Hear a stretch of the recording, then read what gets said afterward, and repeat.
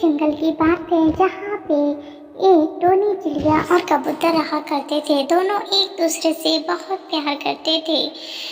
कबूतर हमेशा से टोनी चिड़िया को चाहता था क्योंकि टोनी चिड़िया बहुत खूबसूरत थी। टोनी, तुम कितनी अच्छी दिखती हो। इस जंगल में तुम जैसा कोई भी नहीं है, इसलिए मैं तुमसे शादी करना चाहता हूँ। हाँ हाँ कबूतर, बस तारीफें बंद करो और तुम्हारी मम्मा को मेरे घर पे रिश्ता लेने के लिए भेजो। कबूतर घर आके उसकी मम्मा से बात करता है और कहता है कि आपको टोनी चिड़िया के घर मेरा रिश्ता लेके जाना है। लेकिन कबूतर की माँ कहती है कि हाँ, थोड़े दिन बाद जाएंगे।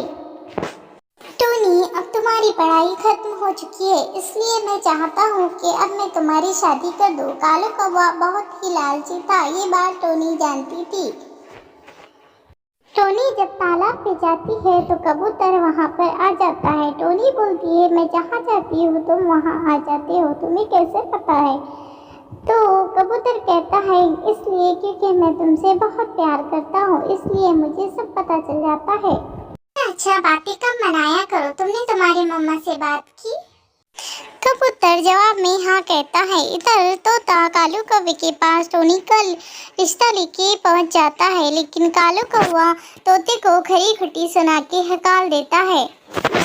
इधर टोनी चिड़िया कबूतर से मिलने के लिए आती है और उसे तोते के रिश्ते के बारे में बताती है। ये सुनकर तोता कहता है कि ठीक है, मैं कल मम्मा से बात करूँगा। इधर चील चौधरी कालू कौवे से मिलने के लिए आता है और उससे कहता है कि मुझे तुम्हारी बेटी बहुत पसंद है और मैं तुम्हारी बेटी से शादी करना चाहता हूँ। उसके बदले में मैं तुम्हें ढेर सारे पैसे देता हूँ। कालू कौवा पैसे देख के हाँ कह देता है और अपनी बेटी की शादी करने का वादा ले लेता है।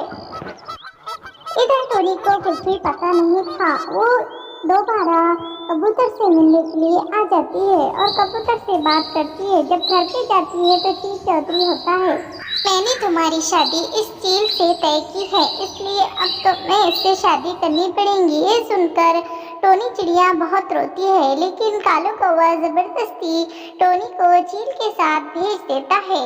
टोनी चिड़िया चील के साथ उसके घर आ जाती है। टोनी चील चौधरी के घर आके रोने लगती है। चील को ये बात पसंद नहीं आती और उसे डांटने लगता है। अगर मैंने अब तुम्हें रोते हुए देखा तो मुझसे बुरा कोई नहीं होगा, इसलिए आइंदा से रोना नहीं और यहाँ पर अच्छे से रहना। तोता जब टोनी की शादी की बात सुनता है तो कबूतर के पास पहुंच जाता है और कबूतर को सारी बात बता देता है।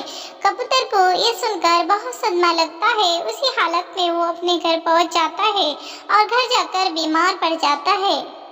मोनी चिड़िया कबूतर को बहुत समझाती है कि तुम इतना परेशान ना हो सकता है तुम्हें कोई और टोनी चिड़िया से अच्छी मिल जाए, लेकिन कबूतर सुनने के लिए तैयार नहीं होता है और बहुत ज्यादा सदमा ले लेता है। इधर टोनी चिड़िया भी बहुत परेशान होती है, उसे हर वक्त कबूतर की याद सताती है।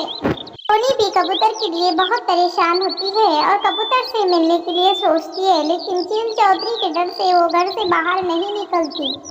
टोनी और कबूतर के साथ क्या हुआ, अगर आप जानना चाहते हैं तो पार्ट 2 के लिए कमेंट करके बताइए।